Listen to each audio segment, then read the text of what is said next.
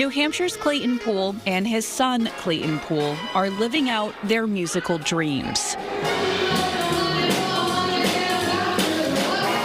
The audience is really the electricity that fuels you to continue and do a good job.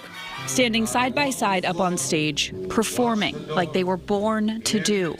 It's a great feeling of accomplishment, because when you know that you've gone out there and you've given it your all and you've left it all on the stage, and you have the standing ovation, you have the appreciative crowd, and you know that you've just done your best.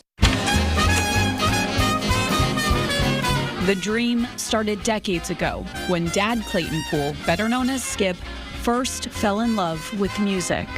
I can remember from a very young age listening to recordings, LPs of big band music, of orchestral music, and just be transfixed in front of the old stereo speakers listening to these LPs going on.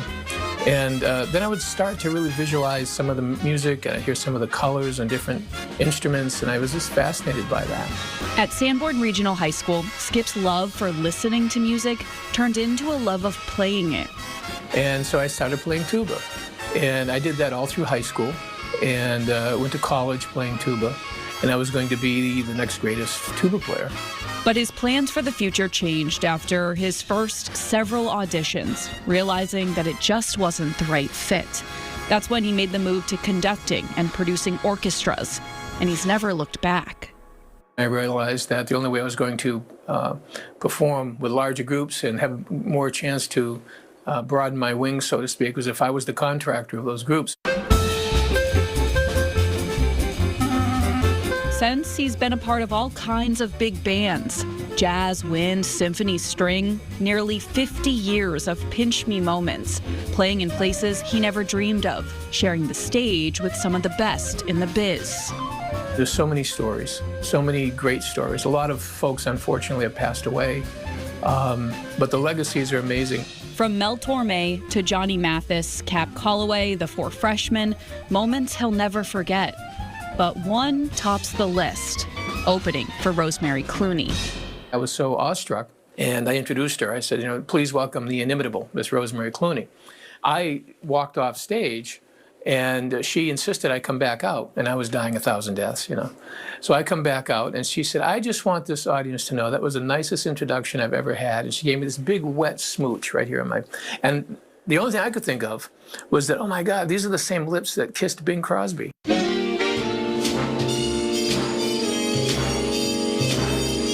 Mementos from that day and other milestones are present in his everyday, his office serving as a time capsule of his career. I was extremely privileged at a young age because I was exposed to so many different genres of music based on what he was doing. His son, who goes by CJ, says music has always been a part of his life, but it was never pushed on him. He says that allowed him to explore all it could offer. 12 years ago, the duo began working together for a big band tour up and down the East Coast, playing tribute to the late and great Benny Goodman. So he kind of got into the music business at roughly the same age I did. I was 22, he was 21.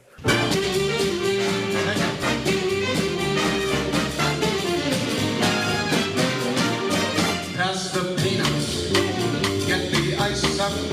They continue to play today and have their own music production company based in Concord. Dad, a conductor, CJ, a singer and bassist. They play several shows a year in the Professional Capital Jazz Orchestra that brings musicians together from all over the country.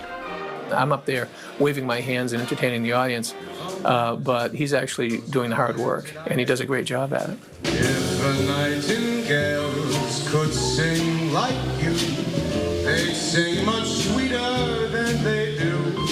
They've also formed a community group.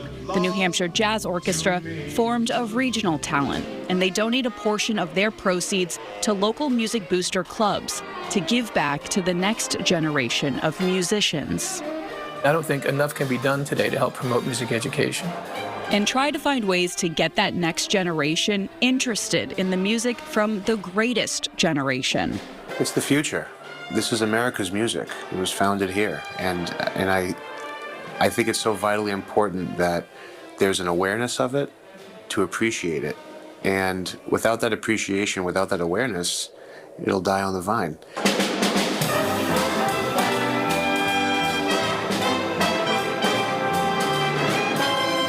Back on stage, they say even after all these years, they still get the pre-show jitters.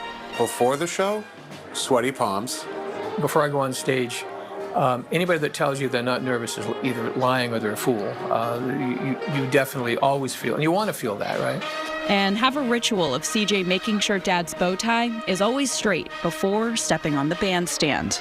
You know, make sure Maestro looks good, you know? It's usually not, so that's glad. The two also take a moment to appreciate that they're both here, hoping they can put on a performance that will take the crowd back in time for an hour or two, getting to do what they love together.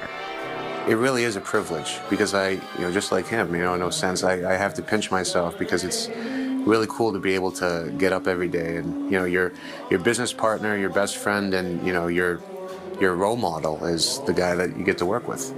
And that's pretty cool. First time I've heard that. Get